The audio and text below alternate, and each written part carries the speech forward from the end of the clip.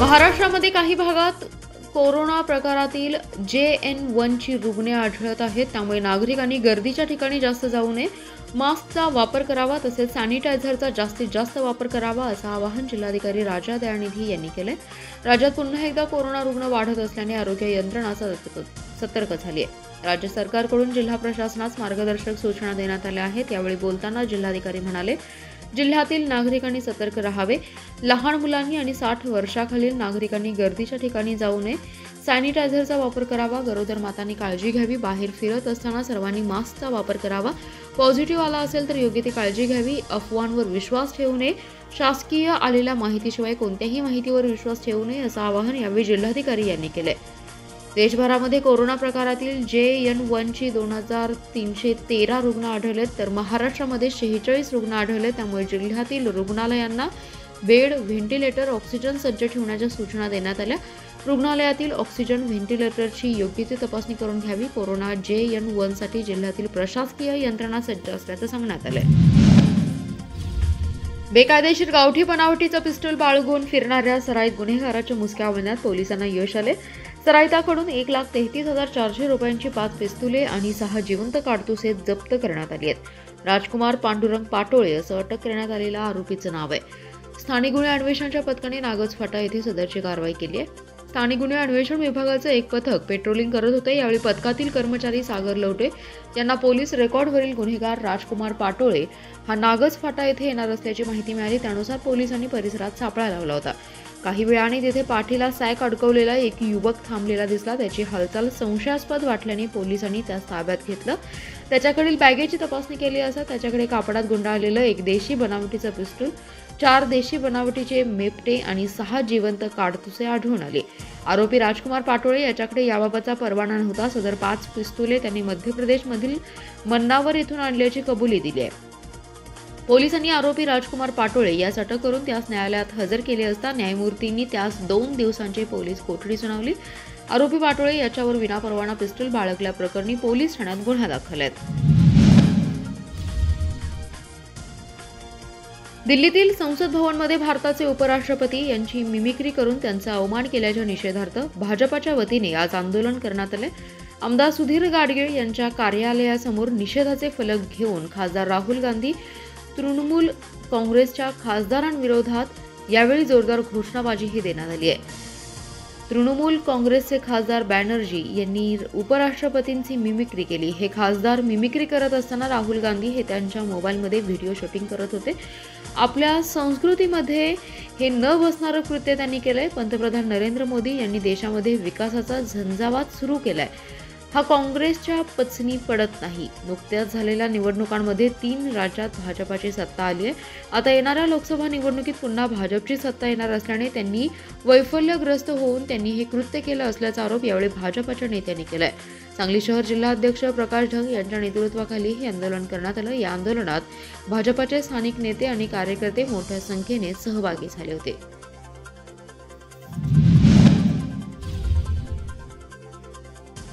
सांगली मिरज रोडवरील कृपामाई हॉस्पिटल जवळील रेल्वे पूल धोकादायक असल्याने यावरील अवजड वाहतूक बंद करण्यात यावी असं पत्र रेल्वे प्रशासनाने जिल्हाधिकाऱ्यांना दिले। त्यामुळे सदरचा पूल बंद करण्याबाबत प्रशासनाकडून पर्याय शोधला जातोय। पुलावरून अवजड वाहतूक थांबवण्याबाबत लवकर निर्णय घेण्यात येईल। तसेच पूल दुरुस्तीबाबत रेल्वे प्रशासन निर्णय घेणार असल्याचे जिल्हाधिकारी डॉक्टर राजा दयानिधी यांनी सांगितले। सध्या असणारा रेल्वे पूल हा धोकादायक असल्याचा अहवाल प्राप्त झाला। त्यानंतर या पुलाचे स्ट्रक्चरल ऑडिट करण्यात आले। या ऑडिटमध्ये सदरचा पूल अवजड वाहनांसाठी धोकादायक असल्याचं म्हटलंय।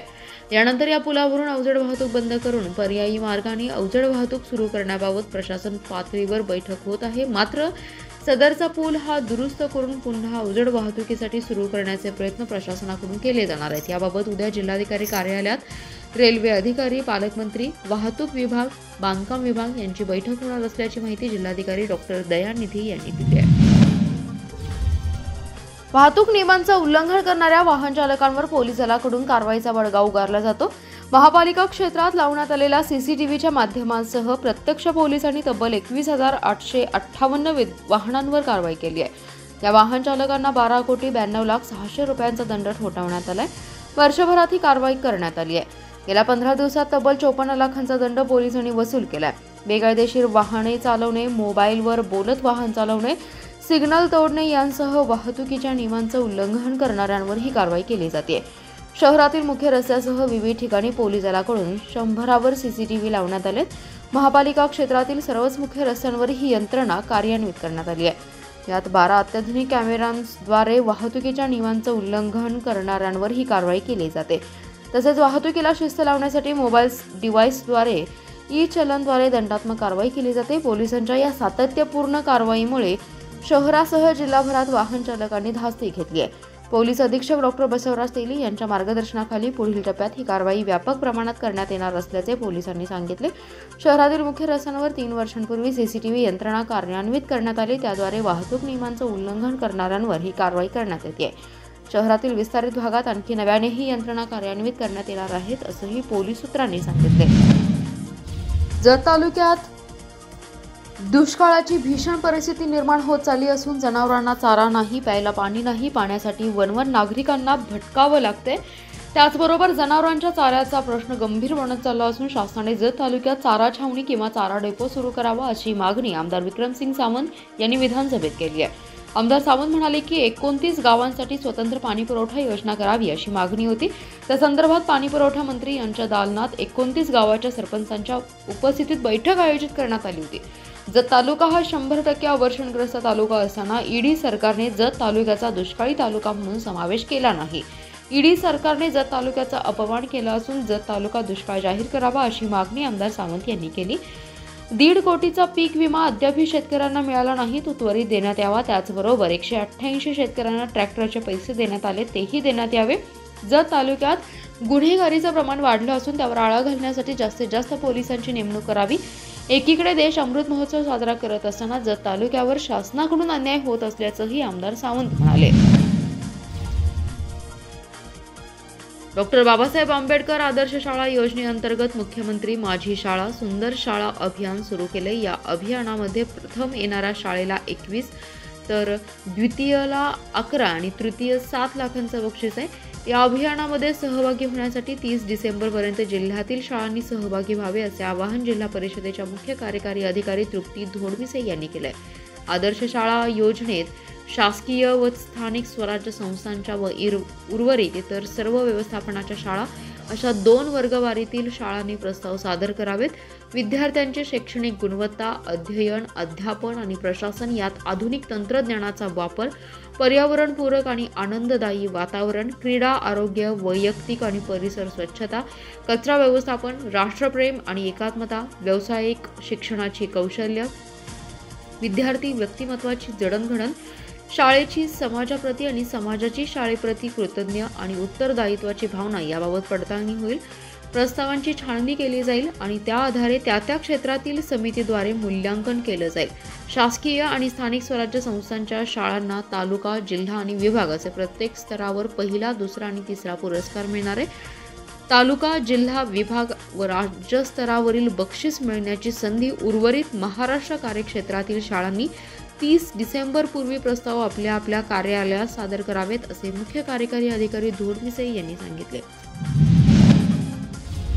समग्र शिक्षा अभियानांतर्गत जिल्ह्यातील कर्णदोष असलेल्या विद्यार्थ्यांसाठी अलियावर जंग नॅशनल इन्स्टिट्यूट मुंबई यांच्यामार्फत खानापूर, पलूस व मिरज तालुक्यामध्ये श्रवण हास क्षमता मापन चाचणी शिबिर संपन्न झाले। यामध्ये 107 विद्यार्थ्यांना आवश्यकतेनुसार मोफत 202 श्रवण यंत्रांचं वाटप करण्यात आले। हा उपक्रम राबवणारा सांगली जिल्हा हा राज्यातील दुसरा जिल्हा आहे। शिबिरामध्ये उपस्थित विद्यार्थ्यांची शासनाच्या पोर्टलवर रजिस्ट्रेशन करून त्यामध्ये 40% किंवा 40% पेक्षा जास्त टक्केवारीचे दिव्यांग प्रमाणपत्र तसेच आवश्यक कागदपत्रे तपासूनच त्यानुसार पात्र लाभार्थ्यांची श्रवण हास क्षमता मापन चाचणी करून हिअरिंग लॉसनुसार श्रवण यंत्रे विद्यार्थ्यांना देण्यात आली।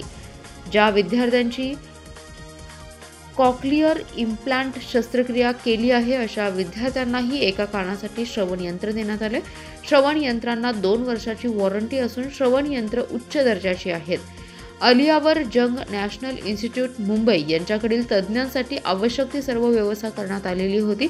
शिबिराचं नियोजन समग्र शिक्षाकडील जिल्हा समन्वयक अंजना निकम, सर्व तालुक्यांचे विषय तज्ज्ञ व सर्व विषय शिक्षक यांनी केलं। हे शिबिर मुख्य कार्यकारी अधिकारी तृप्ती धोडमिसे, प्राथमिक शिक्षणाधिकारी मोहन गायकवाड यांच्या मार्गदर्शनाखाली पार पडले।